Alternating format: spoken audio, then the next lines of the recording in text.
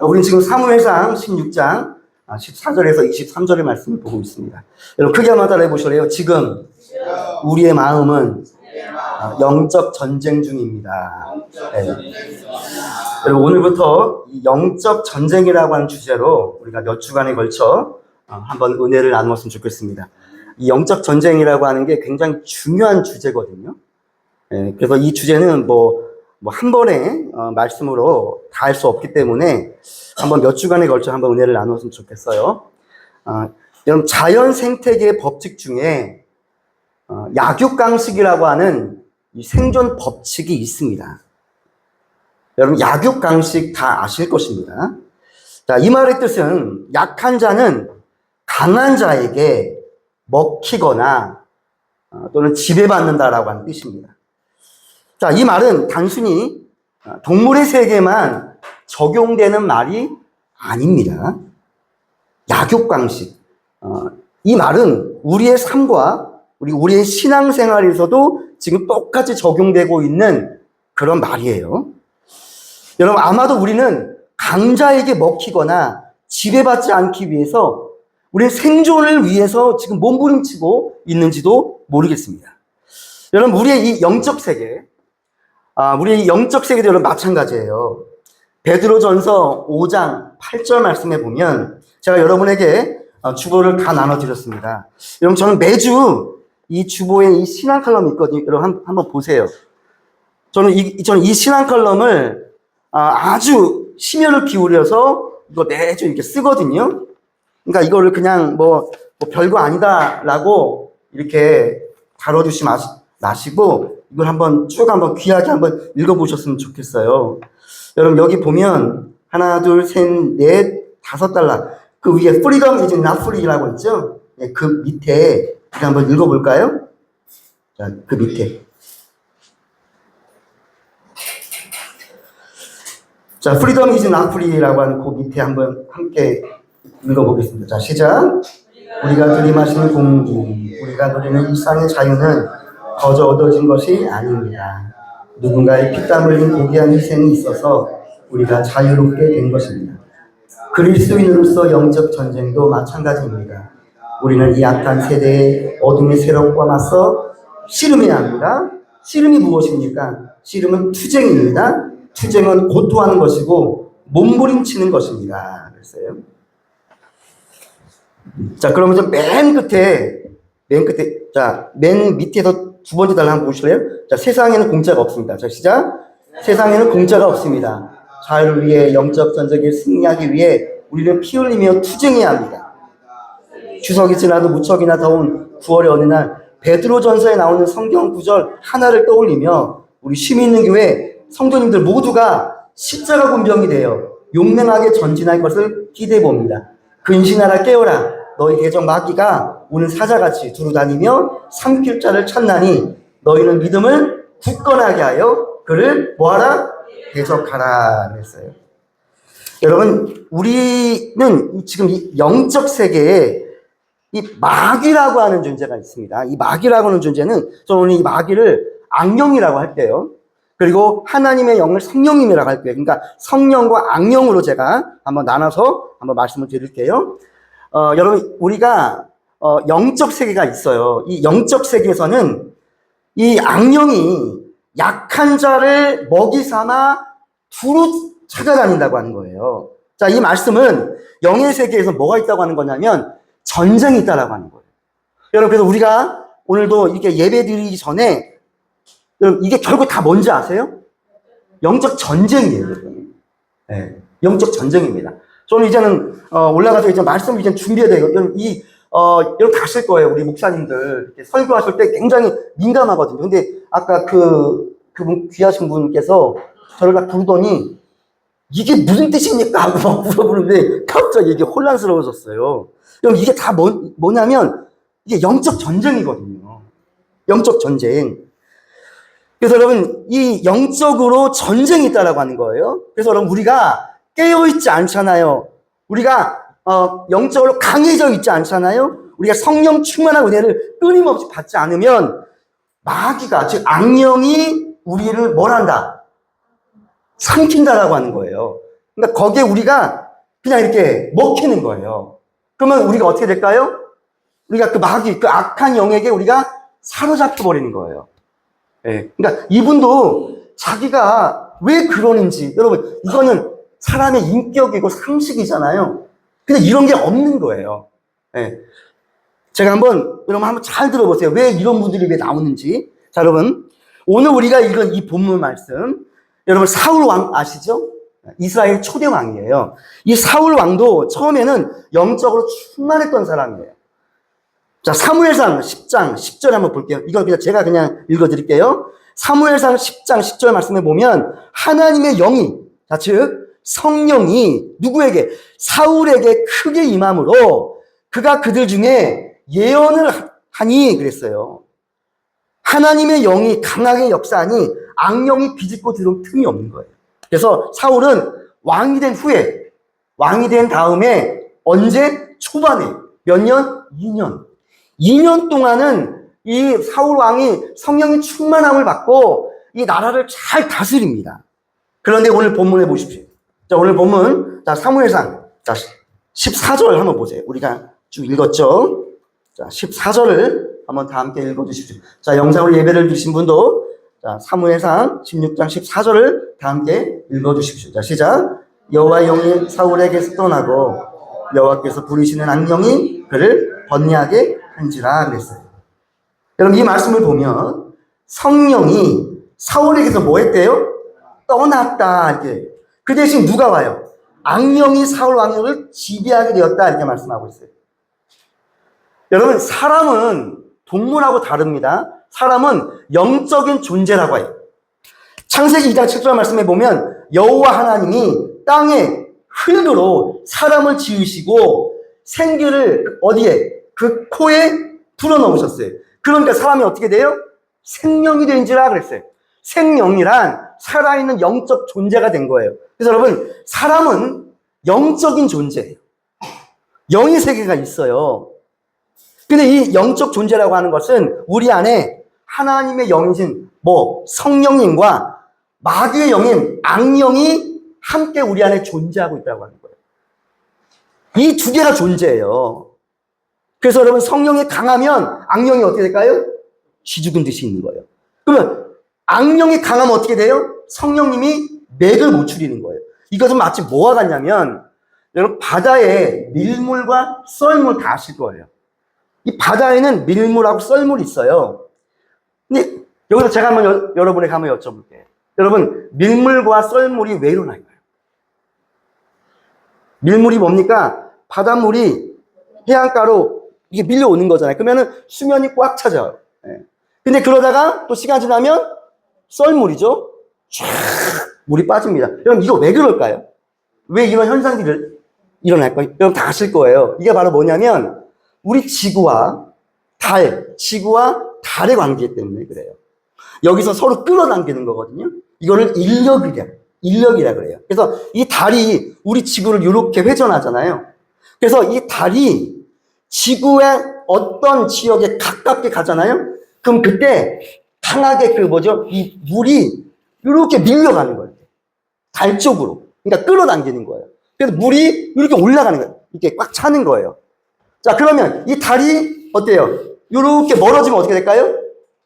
썰물이에요. 다시 또 물이 쫙 밀려가요.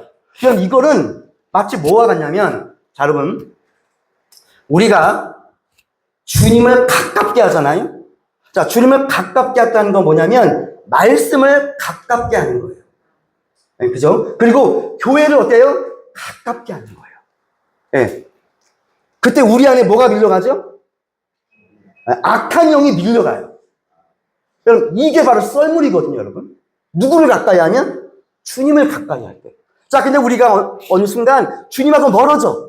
교회도 가기 싫어. 말씀도 듣기 싫고, 기도도 하기 싫어. 그럼 어떻게 될까요? 우리 안에 악한 영의 세력이 우리를 지배하는 거예요. 그럼 어때요? 주님께서는 저 밑으로 썰물처럼 떠내려가시는 거예요. 그래서 여러분, 이 주님과 나와의 관계, 이 영의 세계가 바로 지구와 달과의 관계와 아주 비슷해요. 여러분, 그래서 신앙이란 뭐냐면 내 안에 악령을 없게 하는 게 아니에요. 다만 그 세력을 약하게 하는 거예요.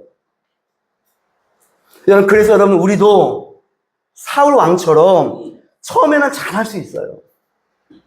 여러분, 처음에 예수님 이렇게 믿고 내가 주님을 영접하고 교회 나오고 주님의 그 십자가의 사건이 내 사건이고 나를 위해서 십자가의 물과 피를 쏟으시고, 여러분 이 사실이 믿어지면서 막 어떨 때는 막 회개의 눈물을 흘리시고 막 너무 감사함의 그런 은혜, 감격에 취해서 우리가 눈물을 흘렸던 적 여러분 아마 기억하실 거예요.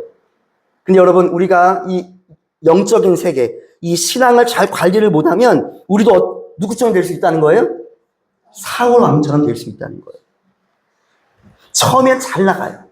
그러다가 어느 날 성령님이 나를 떠나시는 거예요. 여러분, 성령님이 떠난다고 하는 건 이건 그 이유가 있지 않겠어요?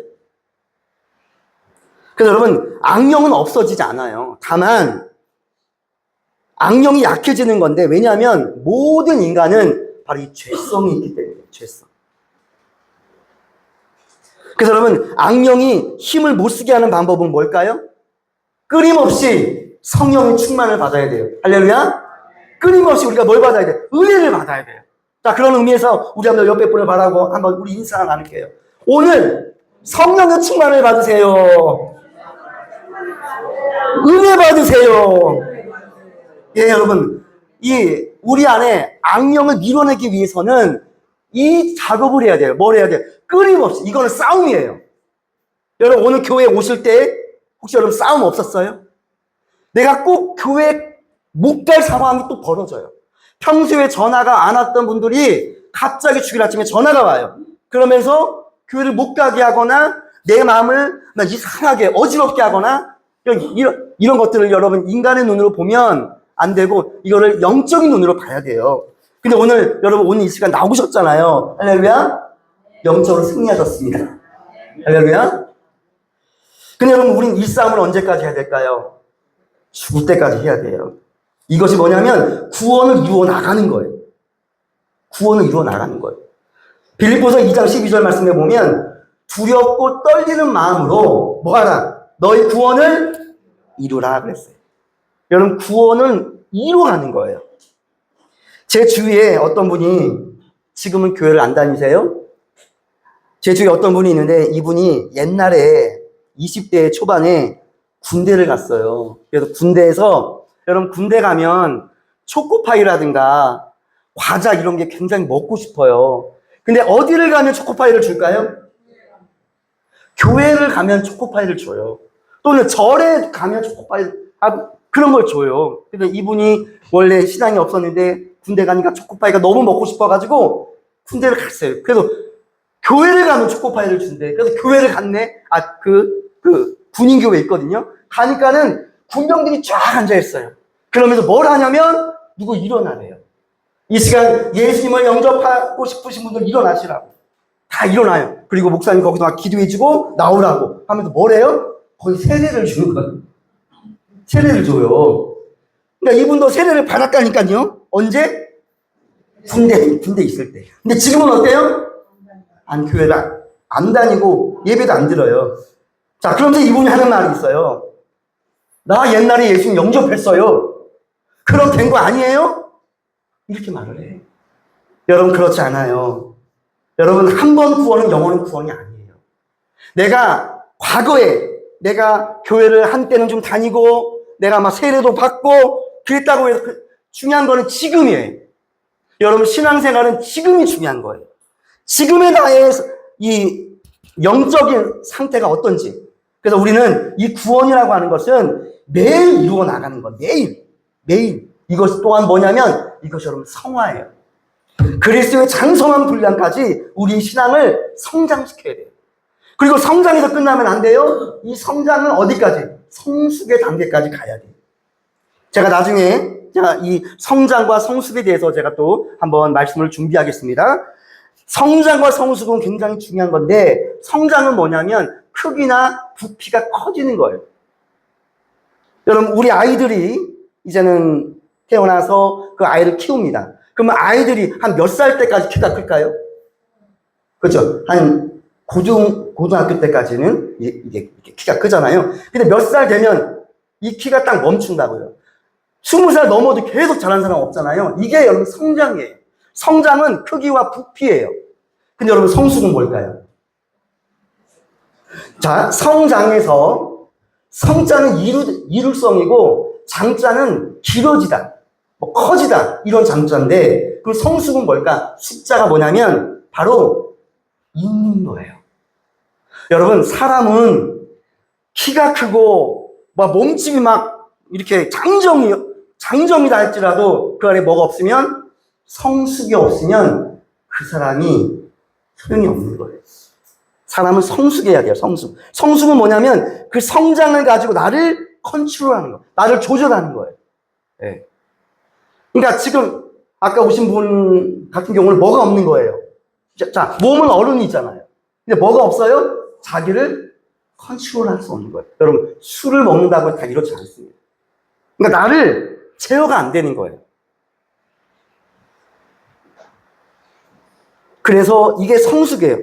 성숙의 단계까지 가면 이것이 여러분 성령의 9가지 열매의 단계까지 가는 거예요. 갈라디아서 5장 21절 말씀해 보면 오직 성령의 열매는 사랑, 희락, 화평, 오래 참음, 자비, 양선, 충성, 온유, 절제니 이러한 것을 금할 법이 없다 그랬어요. 여러분 우리는 성숙의 단계까지 가야 됩니다. 성숙.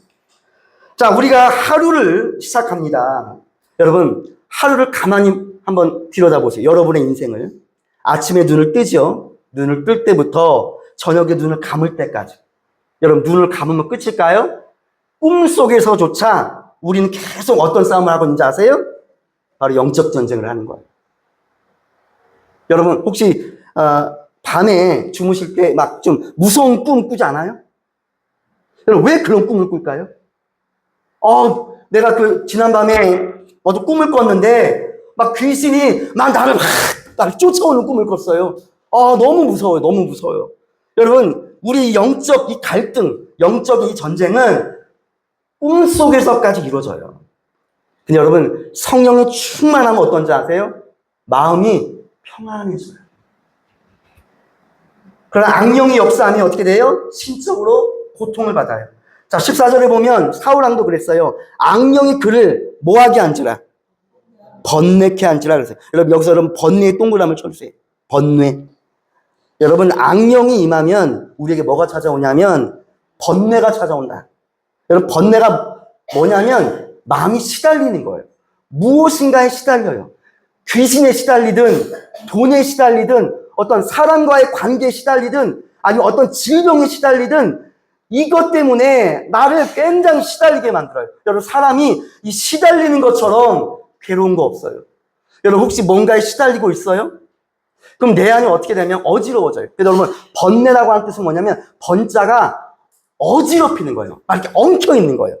정돈이 아니에요. 그 뇌자가 뭐냐면 고통스러운 거예요. 그래서 여러분 이 번뇌, 그래서 이 사울왕에게 성령님이 떠났어요. 그리고 악령이 찾아와요. 그리고 그 마음을 번뇌케 했다. 사울왕이 지금 어때요? 생각이 혼돈이에요. 마음의 엉킴이에요. 정신적인 혼란이에요. 여러분 사실 여러분 육신적인 질병은요. 내가 병원에 가요. 그리고 어떤 질병입니다 라고 진단을 받아요. 그러면 수술하면 돼요. 여러분 암이라고 하는 병도요. 지금은 의학 이 기술이 얼마나 좋아졌는지 몰라요. 암도 초반에 발견하잖아요. 그럼 고침받을 수 있어요. 할렐루야. 저는 여러분들이 건강검진을 정말 꼬박꼬박 잘했으면 좋겠습니다. 여러분 건강하십시오. 네. 하지만 어쩌다가 내가 암이라든가 내가 큰 병이 나에게 찾아올 때가 있어요. 그러면 뭐 하면 돼요? 수술 받으면 돼요. 그러면 회복돼요. 근데 여러분 이 육신의 질병보다 더 무서운 게 있어요. 바로 뭐냐면 정신적인 질병이에요. 정신적인 질병. 이거는 영적 문제거든요. 그래서 이거는 인간적인 방법으로는 이게 치료가 쉽지 않아요. 그래서 여러분 이 정신적 질병을 겪은 사람들은 일단 일반적인 사람과 생각이 달라요. 그러니까 상식에서 어긋나요. 그리고 눈빛도 달라요. 눈빛이 풀려 있거나 아니면은 어떤 막 분노의 눈빛이 있어요. 그리고 말하는 것이 상식에서 어긋나요. 행동하는 것도 거칠어요. 그래서 근본적으로 이 공동체 안에 함께 어울리기가 쉽지 않아요. 제가 어제 전주에 이 시내 그 객사라고 하는 곳이 있어요. 여러분 혹시 전주 가본 적 있어요? 혹시 그 전주에는 뭐가 유명한지 여러분 혹시 아십니까? 네, 한옥마을 근처에 객사라고 하는 곳이 있어요. 제가 어떤 볼 일이 있어서 어제 제가 시내를 나갔거든요. 차를 타고. 그래서 차에 딱 내리니까 저쪽에 어떤 남자가 있어요. 어떤 남자가 사람들한테 뭐라고 말하냐면 저리 가! 막 소리를 지르더라고요. 저리 가! 저는 그 모습을 보고 깜짝 놀랐어요. 왜냐면 그런 사람들 여러분 위험하잖아요. 왜냐면 그런 사람들이 나중에 막 묻지마 폭행하고 막 그러잖아요. 막 저리 가 그러더라고요. 여러분 그 정신적인 어떤 질병이 있는 거거든요. 제가 또 하나 말씀드릴게요. 제가 인천에서 제가 목회할 때 어떤 한 부부가 저희 교회를 찾아오셨는데 예배를 이렇게 드리는데 그 아내분이 제가 이렇게 설교하고 있잖아요. 근데 그 아내분이 저를 막 뚫어져라 보는 거예요. 어떤 눈빛으로? 어떤 막 무서운 눈빛으로 저를 보는 거예요. 설교할 때. 이게 어떻게 됐을까요? 이쪽에 앉아 있었는데 저를 막 이상한 눈빛으로 막 이렇게 보시는 거예요. 여러분 그런 의미에서 우리 눈 잘 뜹시다. 시작. 네. 사랑의 눈빛. 할렐루야. 은혜 받는 눈빛이 있다고요. 네. 근데 그분은 뭔가 눈빛이 좀 이상해. 그래서 저를 막 이렇게 뚫어져 봐요. 제가 그래서 이쪽 안 보고 이쪽만 보고 제가 설교를 했어요. 그리고 예배가 끝났어요. 근데 부부니까 그 남편분이 이 아내분을 저에게 한번 좀 상담을 원한다고 해서 목욕실을 가서 상담을 했는데 이 아내분이 뭐에 들렸을까요? 귀신 들린 분이에요. 그래서 이 부부가 이걸 고치려고 정신과 병원도 가보고 또 어디도 가보고 기도원도 가보고 막 사방에 다 다녔대. 근데 호칭을 못 받는 거예요. 그러다가 저희 교회로 오신 거예요. 할렐루야? 어떻게 됐을까요? 목양실에 그 부부가 오셨다니까요. 그리고 저희가 그 아내분을 위해서 제가 기도를 해줬어요. 여러분, 기도도 잘못하면 그 영이 저에게 올 수 있잖아요. 무섭잖아요. 근데 그때는 정말 담대했어요.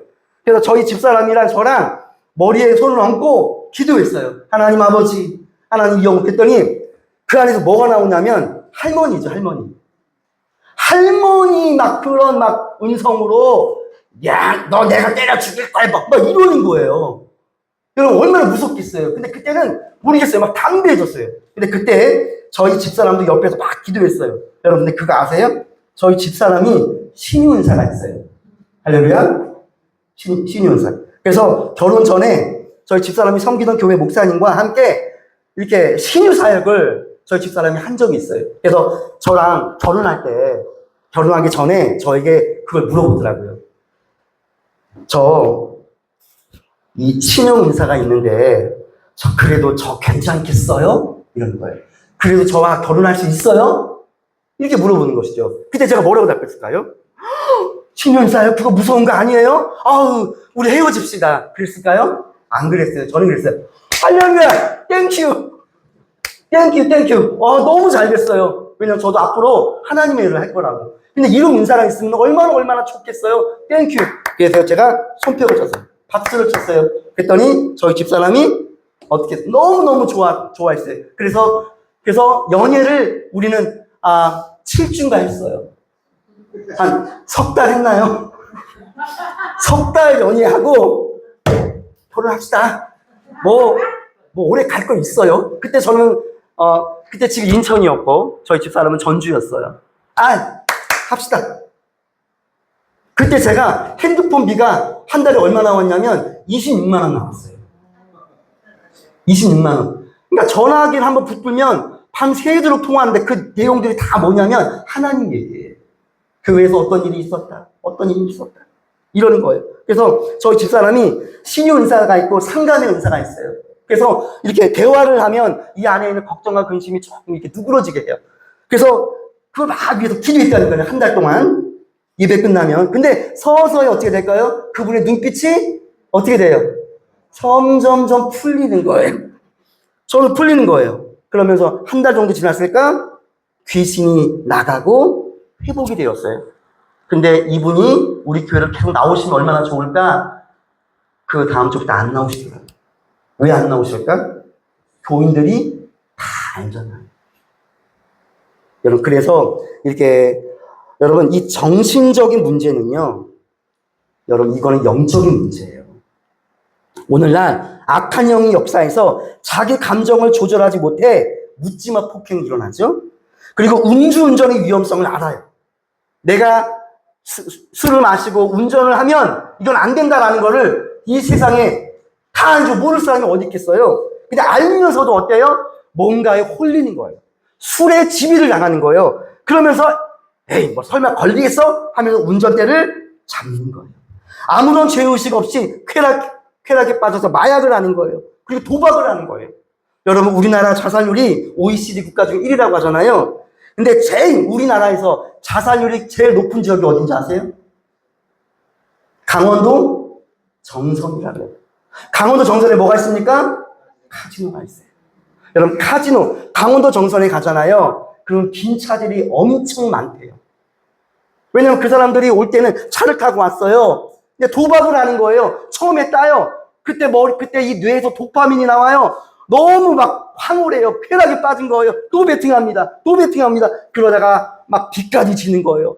그러다가 차까지 이게 하면서 결국은 집을 못 가는 거예요. 그래서 정선 지역에 가면 빈 차들, 집에 못 가고, 그리고 길에 나가는 사람들이 그렇게 많고, 결국엔 자살을 그렇게 많이 한대요. 여러분, 이거 다 뭔지 아세요? 중독이거든요. 여러분, 우리나라에 도박에 빠진, 제가 성인만 말씀드릴게요. 성인만 240만이에요. 여러분, 목포 인구가 몇 명일까요? 약 21만, 2만 그렇잖아요. 자, 여러분, 전국에 도박 중독에 빠진 사람이 240만이래. 그럼 목포의 몇 배예요? 10배가 넘는다는 얘기예요. 근데 여러분, 성인만 끝날까요? 안 그래요. 청소년들이 인터넷 온라인 도박에 빠지는 평균 나이가 몇 살일까요? 11살이라 그래요. 여러분, 이거 다 뭔지 아세요? 다 영적으로 악한 영의 공격을 받은 거예요. 그럼 막 성범죄 막 이렇게 일으키잖아요. 여러분, 이거 다 악한 영이에요. 제가 어제 시내 나가서 그 사람이 얼굴이 빨개요. 뭐 술을 먹었는지 뭐 했는지 막 사람을 막 이렇게 공격해요. 막 저리 가라고 막 하면서. 저도 깜짝 놀래가지고 이렇게 또 이렇게 뺑 돌아가지고 저쪽으로 갔거든요. 여러분, 사람이 악한 영의 사슬에 묶이면 죄가 죄인 줄도 모르는 거예요. 죄인 줄 알아도 죄를 멈추지 못하는 거예요. 그러면서 어떤 생각이 드냐? 나는 오늘만 살다 죽는다. 이런 마음이 드는 거예요. 여러분, 이거 다 마귀가 주는 생각이거든요. 하지만 성령으로 충만하게 되면 어떻게 될까요? 윤리적, 도덕적으로, 영적으로 안정된 삶을 살고, 그리고 이 안에 기쁨이 있어요. 그리고 마음에 평안이 넘쳐요. 여러분, 내 안에 주님이 계시는지 안 계시는지는 뭘 보면 알 수 있어요? 내 안에 평안이 있냐는 거예요. 주님이 안 계시면 내 안이 혼란스러워요. 그리고 두려워요. 악한 영에 사로잡히면 그냥 내 생각이 뒤죽박죽되고 내 인생도 그냥 뒤죽박죽되면서 번뇌에 시달리는 거예요. 여러분, 사울왕이 처음에는 성령 충만한 사람이었어요. 자, 사무엘상 10장 6절 한번 보세요. 자, 이 말씀 한번 찾아볼게요. 자, 사무엘상 10장 6절과 7절 말씀 한번 보십시오. 자, 지금 사울 왕을 통해서 우리가 영적 전쟁을 지금 우리 은혜를 나누고 있어요. 자, 사무엘상 10장 6절과 7절 말씀을 읽어 주십시오. 자, 시작. 여호와의 영이 크게 임하리 너도 그들과 함께 예언을 한 변한 세 사람이 되라. 이 징조가 내게 임하거든 너는 기회를 따라 행하라. 하나님이 너와 함께 하시리니라. 이게 사울 왕의 처음 모습이에요. 성령 충만한 모습이에요. 그죠? 예언을 통해 말씀을 증거하고 옛사람이 죽고 새 사람을 덧입는 거예요. 하나님께서 선하게 역사해 주시는 거예요. 사울 왕이 처음엔 이랬어요. 자, 게다가 10장 9절 한번 보세요. 9절. 자, 9절을 다 함께 읽어주십시오. 자, 시작. 그가 사물에게 떠나려고 몸을 돌이킬 때 하나님이 새 마음을 주셨고 그날 그 징조도 다 응하니라 그랬어요. 사울왕이 처음에는 성령 충만함으로 사명을 잘 감당했어요. 그런데 몇 년으로? 2년 후에. 자, 그 말씀이 13장 2절입니다. 13장 2절. 자, 1절 한번 보실래요? 1절. 자, 13장 1절입니다. 자, 영상으로 예배를 드신 분도 자, 사무엘상 13장 1절을 읽어 주십시오. 자, 시작. 사울이 왕이 될 때 40세라. 그가 이스라엘을 다스린 지 몇 년? 2년에. 자, 2절. 이스라엘 사람 3,000명을 택하여 그 중에서 2,000명은 자기와 함께 믹마스와 베델산에 있게 하고 1,000명은 요단 함께 베냐민 기브아에 있게 하고 남은 백성은 각기 장막으로 보내니라 그랬어요. 자, 이제는 이때부터가 이제는 사울 왕에게 이제 문제가 일어나요. 자, 사울이 자, 13장 자, 9절 한번 보죠. 9절. 자, 13장 9절을 한번 읽어 보도록 하겠습니다. 시작. 사울이 이르되 번뇌와 화목제물을 이리로 가져오라 하여 번제를 드렸더니 번제 드리기를 마치자 사무엘이 온지라 사울이 나가 맞음에 무난함에 그랬어요. 여러분 원래 번제는 누가 드려야 됩니까? 누가 집례를 해야 돼요? 제사장이 해야 돼요. 사무엘 선지자가 이걸 해야 돼요. 근데 누가 해요? 사울왕이 그걸 해버리는 거예요. 여러분 여기서부터 이제 사울왕이 이제는 굴레에 빠지기 시작해요. 자, 하나님의 시간을 기다리지 못해요. 여러분 신앙은 나의 때, 나의 시간, 즉 크로노스거든요. 이 크로노스와 카이로스, 제가 이번에 한번 말씀드렸어요. 크로노스는 인간의 시간, 카이로스는 하나님의 시간을 말해요. 여러분 신앙은 나의 시간을 앞세우는 것이 아니에요. 여러분 신앙은 하나님의 시간에 순종하는 것이에요. 그래서 여러분 이 기도 응답도 하나님의 때를 기다려야 돼요. 자기의 때를 앞세우면 안 됩니다. 무엇보다 하나님의 역사와 전쟁의 승패는 하나님께 달려 있어요. 그래서 여러분 제가 아까 이런 찬양 드린 거예요. 주를 찬양, 손을 들고 찬양, 전쟁은 나에게 속한 것 아니니. 주를 찬양, 손을 들고 찬양, 전쟁은 하나님께 속한 것이니. 할렐루야. 여러분 그 전쟁은 누구에게 속한 거예요? 하나님께 속한 거예요. 그래서 여러분 이 구약 성경을 보면 전쟁 이야기가 너무 많아요. 여러분 전쟁 이야기 왜 많을까? 이 구약 성경을 보면 밖에 말씀이 있고 안에 말씀이 있어요. 밖에 말씀은 실제적으로 일어났던 전쟁들이에요. 거기서 이제 하나님이 개입하고 하나님이 개입하지 않고에 따라서 승패가 좌우가 되거든요. 자, 성경 말씀에 밖에 말씀을 보면 그냥 실제적인 전쟁이거든요. 근데 여러분 성경에 나오는 모든 사건은 결국 누구 안에? 내 안에 이루어질 다 사건들이에요. 그래서 여러분 이 구약 성경에 전쟁 이야기가 많다는 건 뭐예요? 이게 오늘날 누구에게? 내 안에 일어날 사건들이다라고 하는 거예요. 그래서 내가 주님을 가까이 하잖아요? 그럼 그 전쟁에서 내가 승리하는 것이죠. 네. 모세가 그 뭡니까? 옆에 아론과 훌이 있잖아요. 그리고 저기 산에 올라가서 손을 들고 기도할 때는 누가 이깁니까? 이스라엘이 이기잖아요. 하지만 내리면 누가 이깁니까? 예, 아말렉이 있는 거예요. 이런 모든 전쟁의 이야기가 결국 우리 안에 벌어질 것들이에요. 근데 여러분 사울 왕은 하나님을 크게 보지 않고 블레셋의 군사력을 크게 보는 거예요. 그래서 여러분 두려움에 빠지는 거예요. 사람이 두려움에 빠지면 사람이 어떻게 변하냐면 조급해집니다. 조급해지는 거예요. 엘리야도 마찬가지예요. 여러분 우리 한번 엘리야 한번 말씀 한번 찾아볼게요. 여러분 저는 예배 드리면서 좀 말씀을 좀 많이 찾아봤으면 좋겠어요. 그냥 우리가 언제 이렇게 말씀을 막 이렇게 찾아보겠어요? 그러니까 주일만이라도 우리 한번 말씀을 찾아보도록 하겠습니다. 자, 열왕기상. 자, 19장 3절 한번 찾아볼게요. 열왕기상. 자, 19장을 한번 보세요.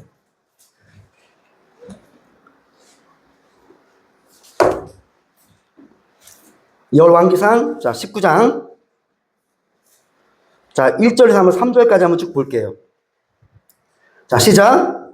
아합이 엘리야가 행한 모든 일과 그가 어떻게 모든 선지자를 칼로 죽였는지를 이세벨에게 말하니 이세벨이 사실을 엘리야에게 보내어 이르되 내가 내일 이맘때에는 반드시 내 생명을 저 사람들 중 한 사람의 생명과 같게 하리라. 그렇지 하지 아니하면 신들이 내게 벌 위에 벌을 내림이 마땅하니라 한지라. 그가 뭐를 보고 이 형편을 보고 일어나 자기의 생명을 위해 도망하여 유다에 속한 브엘세바에 이르러 자기의 상황을 그곳에 머물게 하고 계세요. 여러분, 엘리야 선지자가 어떤 사람이냐면 갈멜산에서 바알과 아세라 선지자 850명을 이긴 사람이에요. 승리한 사람이고 비가 3년 6개월 동안 내리지 않았어요. 그때 엘리야의 기도로 큰 비가 오는 기적을 경험했던 사람이 바로 이 엘리야예요. 자, 근데 이 엘리야도 어때요? 3절에 그가 이 형편을 보고 일어나 그랬어요. 이세벨이 자기를 죽이러 온다는 그 형편을 보는 거예요. 그 상황을 보는 거예요. 그 환경을 보는 거예요. 그때 어때요? 두려움이 몰려오는 거예요. 여러분, 예수님이 물 위에 있는 베드로를 부르잖아요. 베드로야 이리 와라. 베드로 어때요? 물속에 처음 빠지잖아요. 그때 물 위를 걷잖아요. 근데 어느 순간 주위를 봅니다. 주위를 보니까 어때요? 풍랑이 치는 거예요. 그때 파도가 치는 것이죠. 그때 물속으로 빠지게 됩니다. 여러분, 이런 이야기들이 다 뭔지 아세요? 바로 우리 안에 지금 벌어지고 있는 거예요. 우리가 하나님을 멀리하면 하나님을 보지 않고 누구를? 상황을 보는 거예요. 내 환경을 바라보는 거예요. 그럼 어떻게 될까요? 두려움이 몰려와요. 그럼 사람이 조급해지기 시작해요. 바로 사울 왕이 그랬거든요. 그런데 환경이 아무리 열악해도 누구를 보면? 주님을 바라보는 거예요. 말씀을 바라보는 거예요. 하나님의 말씀. 그러면 그 환경들이 내 인생길에서 이렇게 사라지면서 주님을 바라보기 때문에 거기 뭐가 생기냐면 용기가 생겨요. 두려움이 떠나가는 거예요. 여러분, 내 안에 아직도 악령이 있다니까요. 성령님과 악령은 공존해요. 근데 이거는 밀물과 썰물. 지구에 달이 가까이 하면 밀물이 치고 달이 멀어지면 썰물이 치는 것처럼 내 안에 주님을 가까이 하면 내 안이 평안해집니다. 여러분, 오늘 이 시간 이 교회 나오셔서 저는 여러분의 모든 심령들이 평안해졌으면 좋겠습니다. 근데 주님을 멀리하고 말씀을 멀리하고 내가 세상을 가까이 보십시오. 그럼 그때 번뇌가 생깁니다. 저는 옛날에 이 교회를 저는 모태신앙으로 해서 이 교회에서 자랐던 사람인데 제가 왜 그렇게 교회를 좋아했냐면 교회만 왔다 하면 마음이 평안해서 그래요. 교회만 왔다 하면 그냥 좋은 거예요. 저는 지금 이렇게 강의에서 설교를 하지만 저는 원래 설교할 수 있는 그런 자격도 안 되고 저는 사람들 앞에 서면 얼굴이 빨개지고 그런 약한 사람인데 어디만 올라오면 할렐루야? 강단만 올라오면 제가 어떻게 변합니까? 여러분, 제가 내려가 보십시오. 저는 굉장히 순둥입니다. 할렐루야? 아까 그런 분들 너 안 나가! 이렇게 못 하셨어요. 아, 그래요? 좀 나가셨으면 좋겠습니다. 네, 그러고 싶은데, 저는 아무튼 강단만 내려가잖아요? 그럼 저는 순둥이로 바뀌어요. 그래서 저와 완전히 다른 누구를? 저희 집사람을 만나게 하는 거예요. 저 사람은 아주 강단이 있어요. 아마 그런 사람 막 이렇게 하면서 아마 어떻게 했을 거예요. 그래서 저는 저희 집사람에게 너무나도 미안한 게 뭐냐면 저희 집사람이 항상 좀 나쁜 역을 맡아요. 저는 선한 역을 맡고 저는 이 부분에 있어서 굉장히 우리 집사람에게 좀 죄송한 마음이 있어요. 근데 여러분, 이 사울 왕이 그랬어요. 블레셋을 보니까 너무 크게 보이는 거예요. 하나님이 작게 보이는 거예요.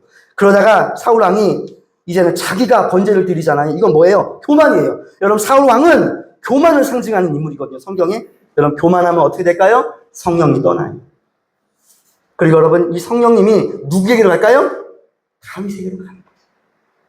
하나님은 겸손한 사람을 원하시고 겸손한 사람을 기뻐하시는 거예요. 근데 사울 왕이 어떻게 됐어요? 교만에 빠졌어요. 여러분, 교만에 빠지면 언제나 문제가 생깁니다. 여러분, 꼭 기억하십시오. 은혜가 넘치는 곳에 마귀도 같이 역사합니다. 여러분, 크게 한번 따라해보세요. 은혜가 넘치는 곳에 마귀도 같이 역사합니다.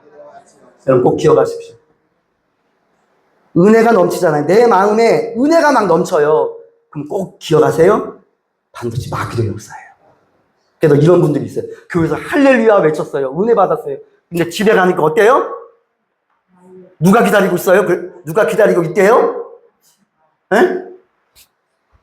이 은혜를 다 쏟아붓게 만드는 문제라든가 환경이 딱 기다리고 있는 거예요. 여러분 부부싸움 해보셨죠? 부부싸움. 여러분 부부싸움 할 때 배우자의 모습을 한번 떠올려 보세요. 우리 시민교회는 부부싸움을 한 번도 안 하셨나 봐요. 여러분 부부싸움 할 때 배우자의 모습을 한번 떠올려 보세요. 여러분 순한 양 같던 그 배우자가 한순간에 뭘로 바뀔까요? 악한 모습으로 바뀌잖아요. 악한 얼굴. 평소에 그렇게 따뜻했던 남편이 사자의 모습으로 변하는 모습 여러분 잊지 않으세요? 이는 우리 안에 성령과 악령이 함께 존재하기 때문에 그래요. 그래서 우리는 성령과 악령의 경계선에 늘 긴장해야 돼요. 그래서 여러분 내가 마귀가 역사한다 싶으면 첫 번째 뭘 조심해야 될까요? 말을 조심해야 됩니다. 입을 닫아야 돼요. 저도 가끔 이 실수를 합니다. 그래서 우리 가족들에게 너무너무 죄송스럽습니다. 내 안에 뭔가 이거 좀 은혜를 받았는데 뭔가 좀 악한 영이 좀 막 이렇게 역사한다 그러면 여러분 정말이에요. 여러분 크게 한번 따라해보세요. 말을 조심합시다. 예, 여러분 입을 닫아야 돼요. 그때는 말을 하지 말아야 돼요. 왜냐면 그때 말을 하면 어떻게 돼요? 더 불질러 버리는 거예요. 그래서 저는 오늘 이제 예배 끝나고 예배를 성령 충만하게 드렸잖아요. 그래서 저는 이제 집에 갈 때 입을 닫을 생각이에요. 입을 닫을 거예요. 이거 영적으로 봐야 돼요. 사람이 악한 영에 사로잡히면 여러 가지 증상들이 일어나요. 이건 제가 언제 할까요? 자, 그리고 지금 이 사울 왕이요, 성령이 떠나고 누가 찾아왔어요? 악한 영에 사로잡히고 번뇌케 했다 그랬어요. 자, 그러면 그 말에 거꾸로 한번 해볼까요? 반대. 자, 성령이 떠나고 악령이 번뇌케 했다. 이걸 한번 거꾸로 한번 해보세요. 자, 거꾸로 시작. 악령이 떠나고 성령이 평안케 한다. 이거거든요. 자, 사울 왕은 지금 악령이 떠났대. 자, 성령이 떠났어요. 그리고 악령이 번뇌케 했다. 그럼 우리는 이걸 어떻게 될까? 뒤집어야 돼요. 바꿔야 돼요. 바로 뭘로? 악령이 떠나고 성령이 평안케 했다. 이렇게 만드는 곳이 어딘지 아세요? 교회입니다. 교회입니다. 그래서 여러분 우리는 성전이 두 가지가 있어요. 신비 성전이 있어요. 내가 성전이야. 내가 교회야. 이게 신비 성전이거든요. 하지만 건물 성전이 있어요. 여러분 나 혼자 이 구원을 이루라고 했잖아요. 나 혼자 구원 이루기가 너무나도 힘들어요. 왜냐하면 영적 전쟁이 너무나도 치열해요. 그래서 여러분 교회가 중요해요. 사랑하는 성도 여러분, 교회를 가까이 하시고 그리고 말씀을 가까이 하십시오. 예배를 가까이 하십시오. 그러면 어떻게 됩니까? 악령이 떠나고 성령이 평안케 하실 줄로 믿습니다. 기도하겠습니다. 사랑해 주님 감사합니다. 오늘 그리스도의 말씀을 통하여 은혜를 주시니 너무도 감사를 드립니다. 오늘 말씀의 신앙생활은 영적 전쟁이라는 사실을 깨달았습니다. 사울 왕도 처음에 성령 충만했습니다. 하지만 하나님의 시간을 기다리지 못하고 그의 믿음이 변질되었습니다. 이 말씀이 우리에게 교훈이 되어 인간의 시간을 앞세우지 말고 하나님의 때를 기다리게 하여 주시옵소서. 환경과 상황을 바라보지 말고 주님만을 바라보게 하여 주시옵소서. 은혜가 있는 곳에 마귀도 함께 역사합니다. 날마다 말씀과 기도로 무장을 하여 마귀가 비집고 뒤로 틈을 주지 말고 오직 성령으로 무장함으로 말씀으로 무장함으로 기도로 무장함으로 악령을 이기고 남음이 있는 복된 삶 살아갈 수 있도록 은혜를 내려 주시옵소서. 예수님의 이름으로 기도하옵나이다. 아멘. 우리 찬송가